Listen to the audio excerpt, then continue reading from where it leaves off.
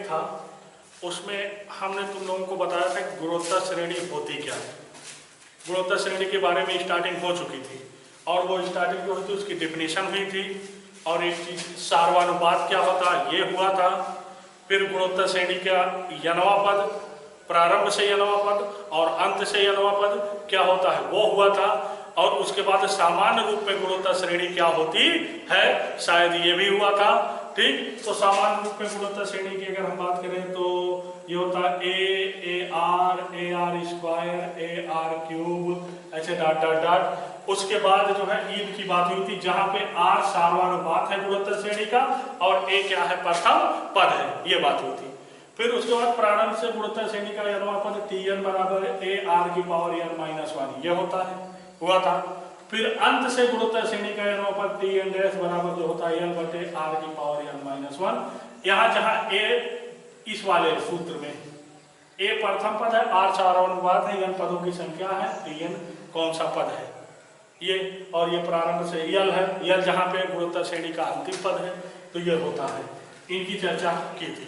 हमने last time जाते जाते ये भी कहा था कि इसमें घातांक के नियम का बहुत जबरदस्त प्रयोग होगा और उसका प्रयोग करना तुम लोगों को आना चाहिए।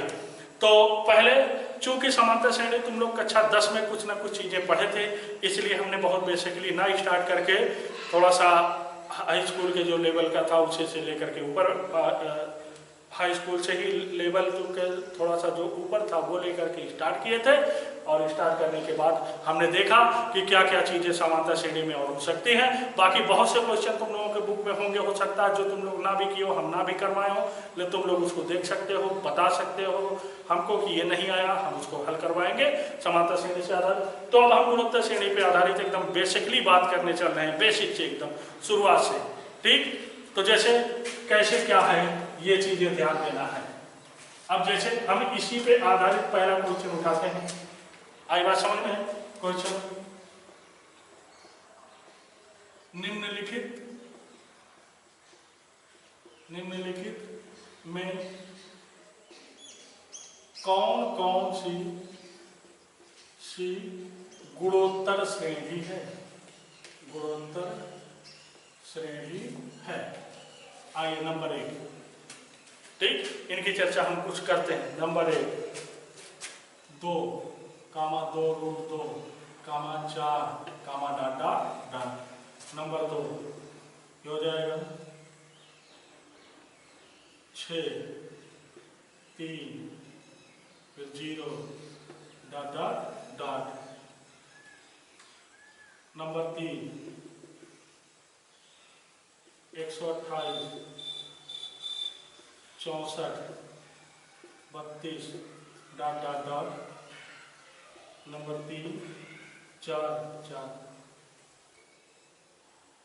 4 16 64 डॉट डॉट डॉट।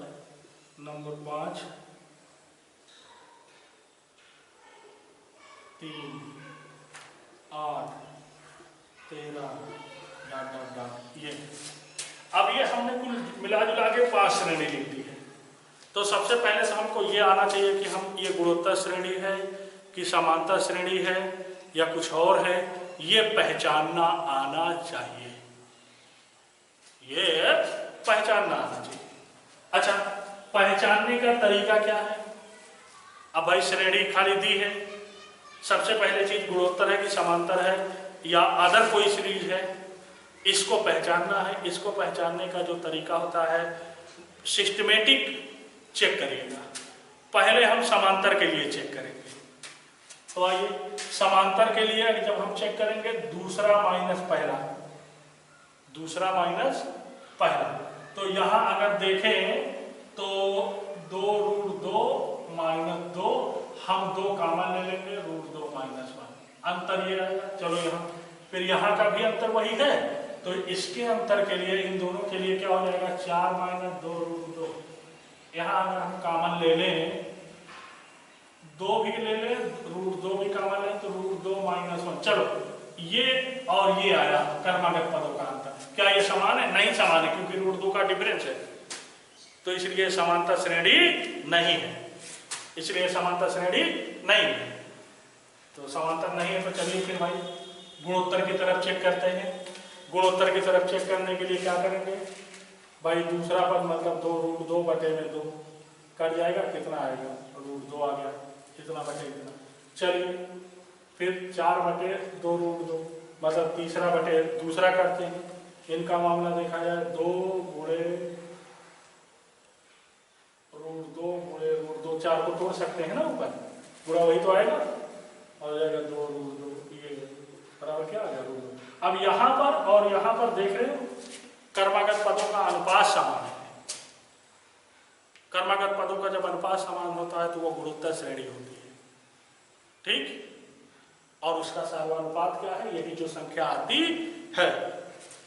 तो पहले वाली कैसी है, वो एक गुणोत्तर श्रेणी है जिसका सार्वनुपात कितना है, √2 है। सार्वनुपात हमेशा दूसरा बटे पहला। समांतर नहीं थी। समांतर क्यों नहीं थी, क्योंकि कर्मागत पदों का अंतर समान नहीं आया तो समांतर नहीं है। कर्मागत पदों का अंतर मतलब दूसरा माइनस पहला, तीसरा माइनस दूसरा। अनुपात मतलब दूसरा बटे पहला, तीसरा बटे दूसरा, ठीक। तो इस तरह से पहचानने का तरीका होता है। तो लिखोगे कैसे, मान लीजिए अब पहला हो गया आंसर, मान लो सॉल्व कर रहा पहला, ठीक। जीपी है जिसका सार्वनुपात √2 है।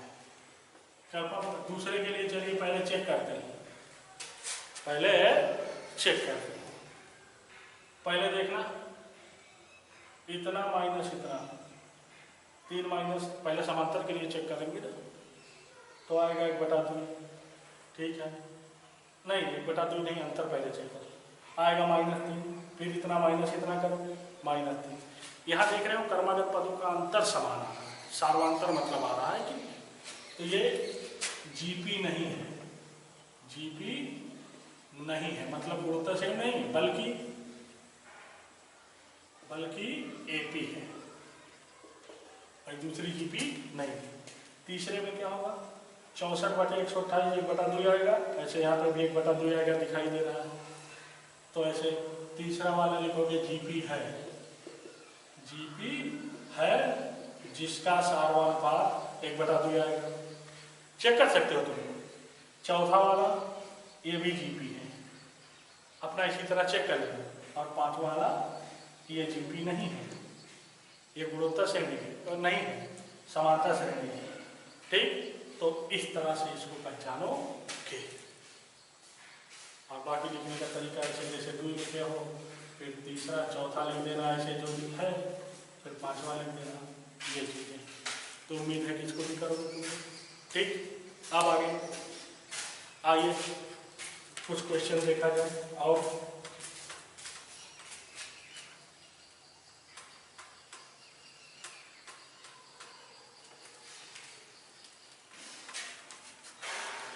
तो अभी तक हम लोगों ने देखा कि गुणोत्तर श्रेणी कैसे पहचानेंगे, उसका सार्वनुपात कैसे ज्ञात करेंगे, ठीक।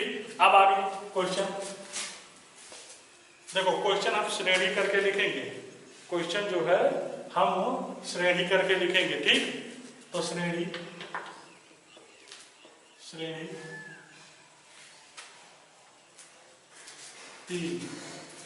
3 दूर 3 9 ... का 13वां पद ज्ञात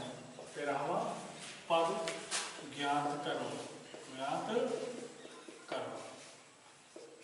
सॉल्यूशन। अच्छा, लिखने के पहले सिस्टम में ध्यान दे दिएगा। इसका जैसे कह रहा है 13वां पद ज्ञात करो, तो पहले 13वां पद ज्ञात करने के लिए हमको ये देखना है कि समांतर है कि गुणोत्तर है। समांतर होगी तो समांतर वाला हम सूत्र लगाएंगे और गुणोत्तर होगी तो गुणोत्तर वाला लगाएंगे। तो पहले पहचानने की कोशिश करते हैं, इतना माइनस इतना, इतना माइनस इतना बराबर नहीं आएगा, ठीक। यहाँ ये गुणोत्तर श्रेणी है, पहले इसे कंफर्म कर लोगे चेक करके। अब गुणोत्तर है, कंफर्म है ना, तो जब कंफर्म है तो अब उसका 13वां पद निकालना है। अंतिम पद दिया नहीं है, अगर कुछ नहीं कहा तो प्रारंभ से ही निकालना है, ठीक। तो अब किसी भी गुणोत्तर श्रेणी का कोई भी वहां पद निकालना हो तो उसका प्रथम पद और सार्वनुपात का मालूम होना जरूरी है। तो आइए सबसे पहले जीपी का ऐसे लिखोगे जीपी है तो जीपी अब क्लियर हो गई ना, जीपी है यहाँ वाले श्रेणी खाली लिखोगे।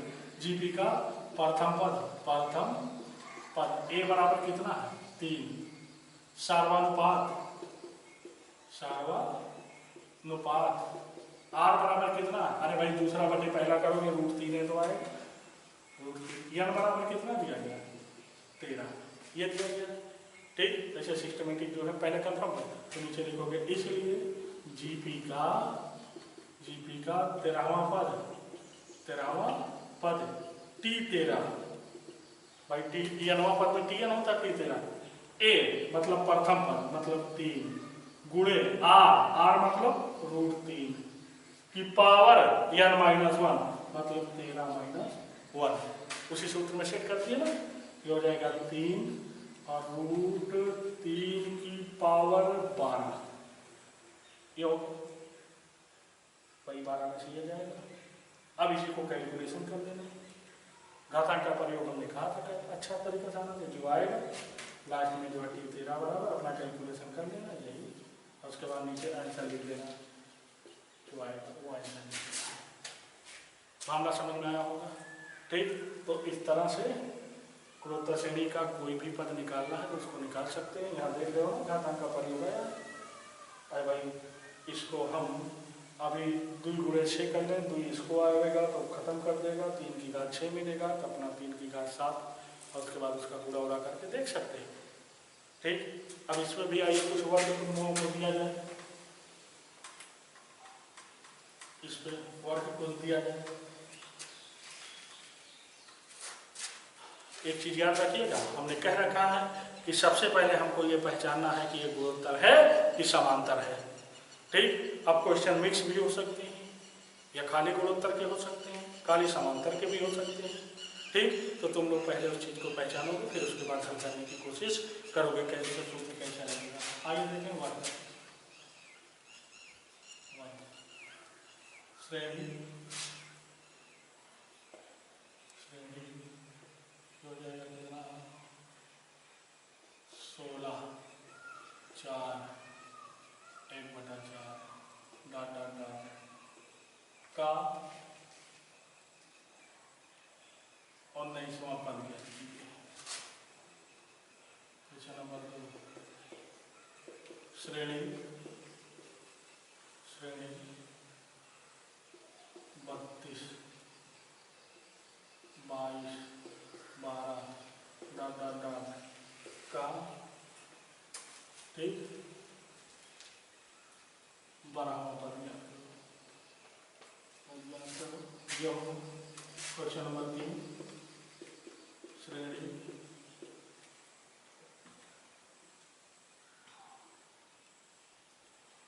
3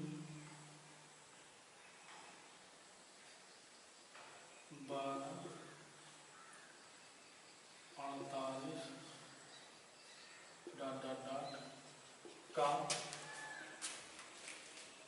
17वां पद ज्ञात करो या 16वां लिख दो। चलो 16वां पद ज्ञात करो, आगे लिखा ज्ञात करो तो 3 हो गया।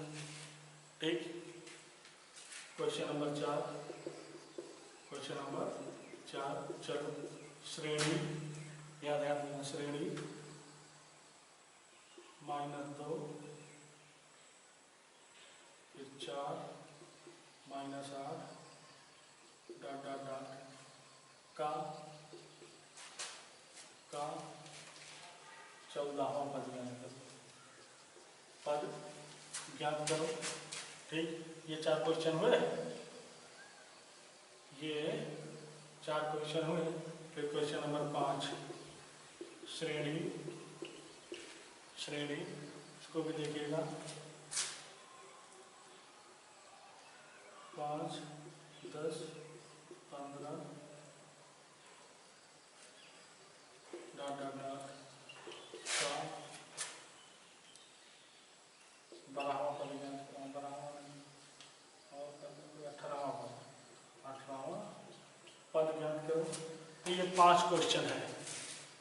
अब इस 5 क्वेश्चनों में तुम लोगों को स्वयं पहचानना है कि कौन सी श्रेणी है, और फिर उसी हिसाब से, क्योंकि समांतर श्रेणी में भी हम कोई भी पद निकालना बताए हैं, और गुणोत्तर श्रेणी में भी हुआ है। अब इसमें से कौन क्या है तुम लोग अपना हल करोगे। हम उम्मीद करते हैं कि तुम लोग इस क्वेश्चन को हल करोगे और कर ले जाओगे।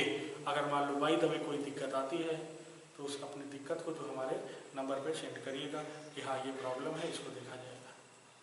मामला समझ में आया होगा? ठीक, तो देखिए फिर तो ये रहा इस फार्मूले पे आधारित कुल कितने क्वेश्चन जो है हम कर सकते हैं, इनको देखना है। ठीक, अब आइए देखें एक टाइप के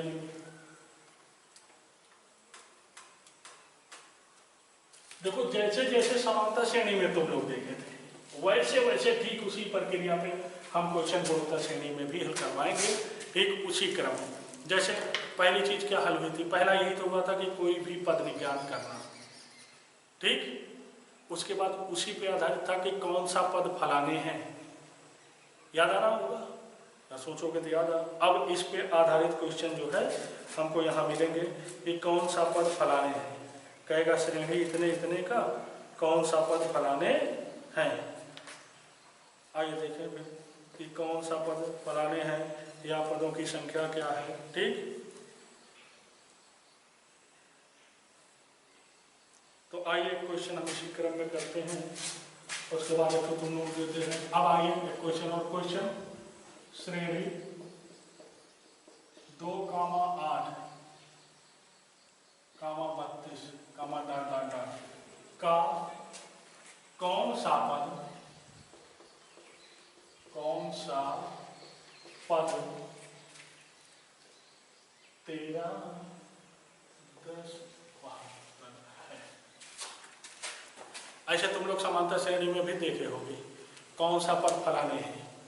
वहाँ हम क्या करते थे, हम मान लेते थे कि समांतर श्रेणी का यनवा पद फलाने हैं, तो यनवे पद को निकाल करके फलाने जो दिए गए हैं इनके बराबर कर देंगे और ऐसा करने के बाद यन का मान निकाल लेंगे, ठीक। अगर यन का मान कोई धनात्मक पूर्णांक आ गया तो कहेंगे वह पद है इसमें, ठीक। तो ऐसे ही यहाँ पे भी तो पहले तो ये डिक्लेयर करना हमको कि ये कौन सी श्रेणी है, समांतर है कि गुणोत्तर है, ठीक। तो सोल्यूशन तो ये गुणोत्तर श्रेणी है, 4/2 वो 8/2 4 आएगा, 32/8 4 आएगा, मतलब ये एक गुणोत्तर श्रेणी है और इसका सार्वनुपात 4 है, ठीक। तो अब ये कंफर्म हो गया, ये अपने आप हम कंफर्म करके श्योर हो जाते हैं कि हाँ है ऐसा, ठीक। अब दूसरा कौन सा पद है फलाने, मान लेंगे माना 2, 4, 32 का यनवा पद, ठीक, 13, 10, 72 है, मान लेते हैं यनवा पद।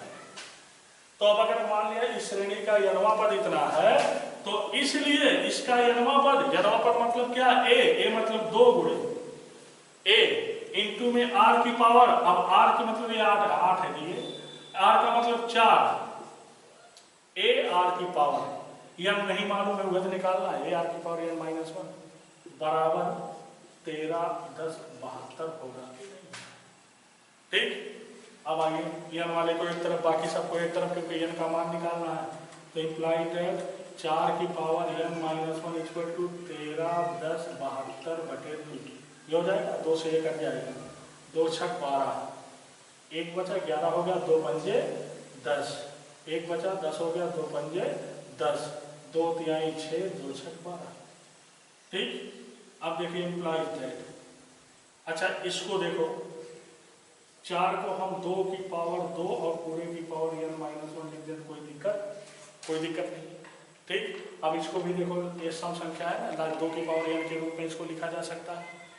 तो आइए इसको तुम लोग कैसे करोगे, जैसे अभाज्य गुणनखंड नहीं करते थे अभाज्य गुणनखंडों के रूप में, वैसे ही इसको हो जाएगा 65, 53, 6 2 से कटेगा, देखें तो ये हो जाएगा 2 तिहाई 6, 2 दूनी 4, 1 बचा 15 हो गया, 2 सत्ते 14, 13 हो गया, 2 छक 12, 2 अट्ठे 16, फिर 2 से 2 1 के 2, 1 बचा 12 हो गया, 2 छक 12, फिर उसके बाद 2 तिहाई 6, 1 बचा 16 हो गया, 2 अट्ठे 16, ये खत्म, 2 चौक 8, फिर ये 2 से कटेगा तो हो जाएगा 2 अट्ठे 16, फिर 2 एक के 2, 1 बचा 2 9 18 2, फिर 2 से कटेगा तो 2 चौक 8, 2 चौक 8, फिर 2 शून्य शून्य, अब 19 में ले जाएंगे 2 9 18 2 6 12, ये हो जाएगा।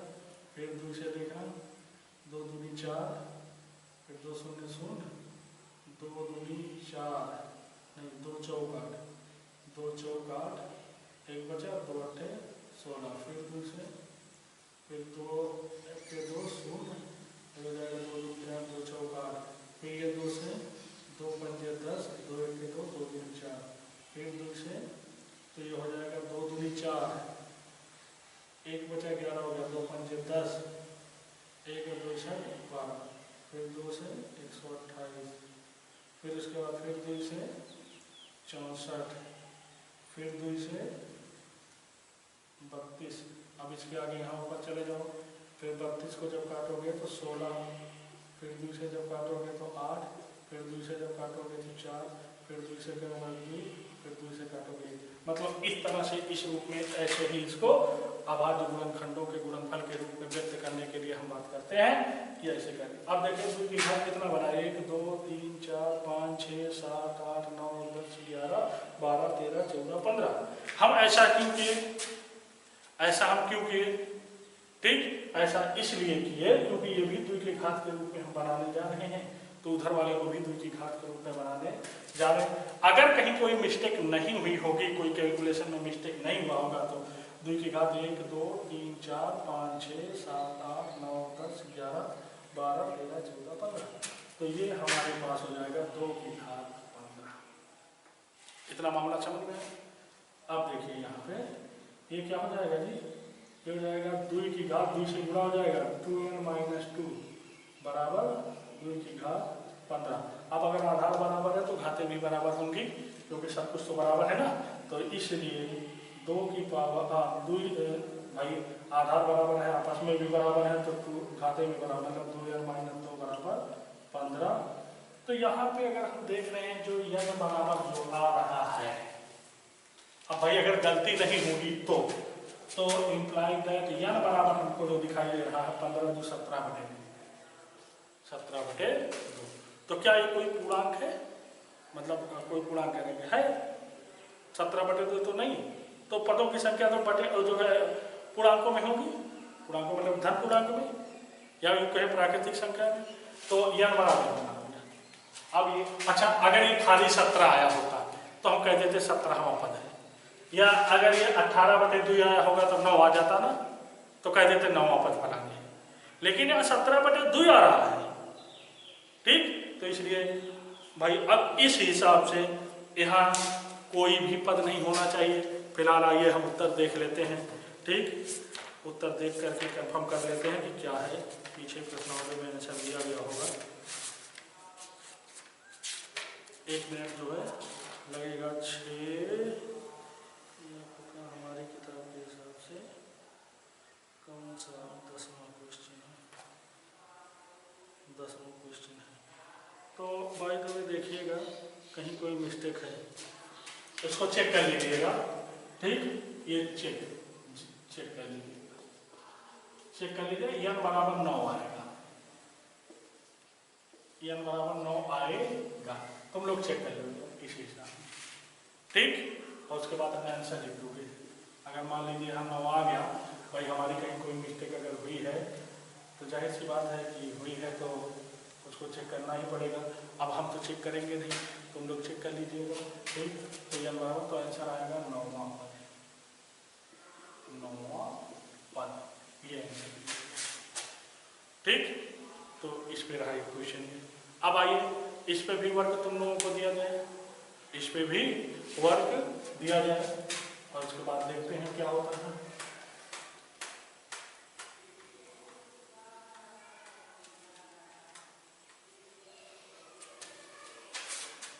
चलिए क्वेश्चन लिख लो। श्रेणी क्या क्या है,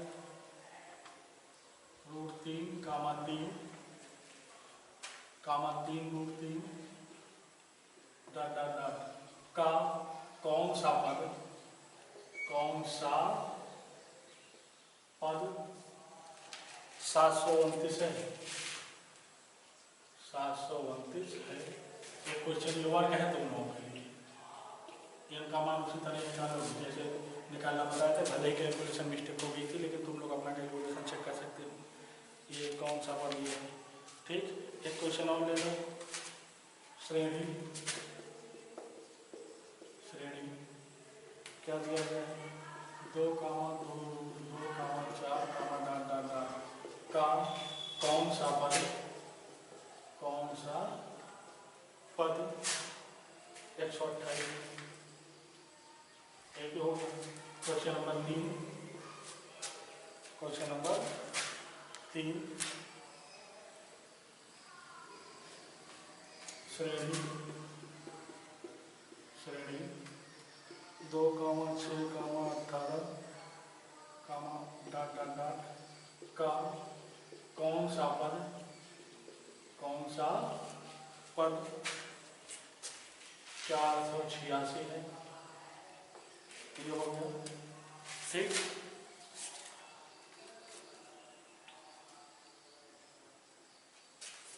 एक क्वेश्चन और, इसको भी देखिएगा।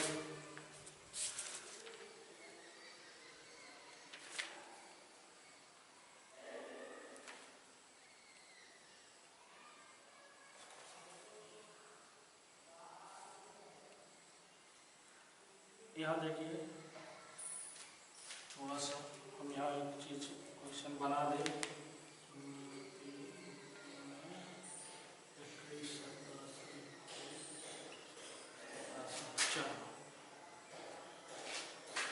श्रेणी क्वेश्चन नंबर 4 श्रेणी √3, 1/√3, 1/3 डॉट डॉट डॉट का कौन सा पद √3/21 87 है। का कौन सा पद √3/21 87 है। ठीक, तो ये 4 क्वेश्चन फिर वर्क हो गए। इस टाइप वाले में भी तुम लोगों को, इस टाइप वाले में भी जो है 4 क्वेश्चन हो गए। ठीक, आगे देखना, आगे कुछ और क्वेश्चन देखा जाए।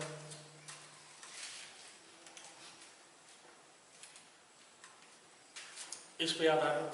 ठीक, तो जैसे आगे देखना कुछ और क्वेश्चन, यदि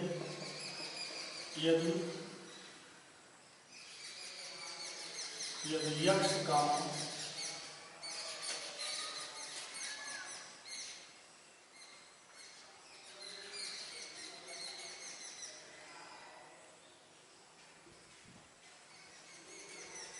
108 ये जीबी में हो, तब यदि यक्ष का 18, 108 जीबी में हो तब यक्ष का मान ज्ञात करो। सॉल्यूशन आगे देखा जाए।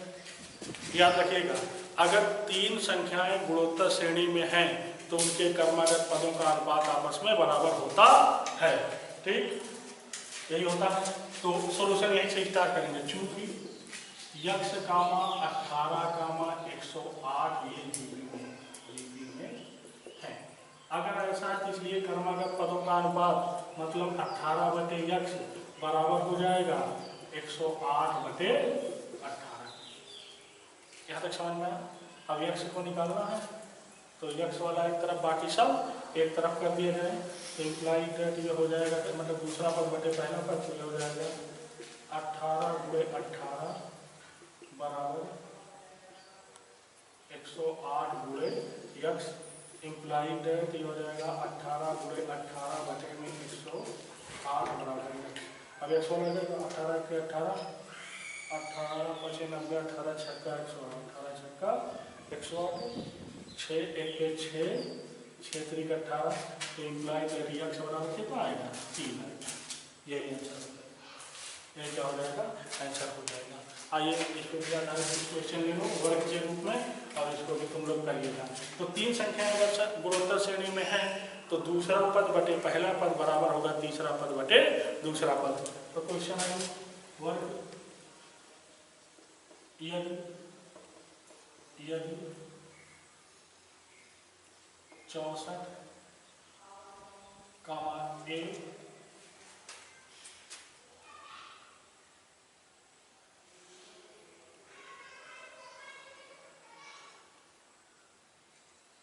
चार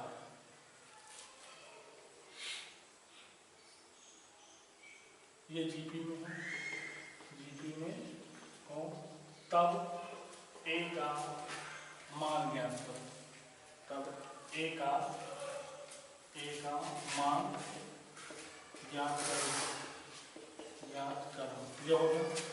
फिर आइए एक और क्वेश्चन यदि फिर देखिएगा यदि 9,27 यक्ष जीपी में हो तब यक्ष का मान ज्ञात करो, यक्ष का मान ज्ञात करो ये रहा क्वेश्चन। ठीक, तो ये 3 आज हमने तुम लोगों को 3 टाइप बताई, कोई भी वहाँ पद निकालना, कौन सा पद फलाने हैं, ठीक, और यदि 3 संख्याएं गुणोत्तर श्रेणी में हैं तो दी गई अज्ञात राशि का मान निकालना। तो जितने भी क्वेश्चन वर्क दिए गए हैं करने की कोशिश करिएगा। ठीक, आज के लिए फिलहाल इतना ही, फिर मिलते हैं नेक्स्ट वीडियो में जल्दी।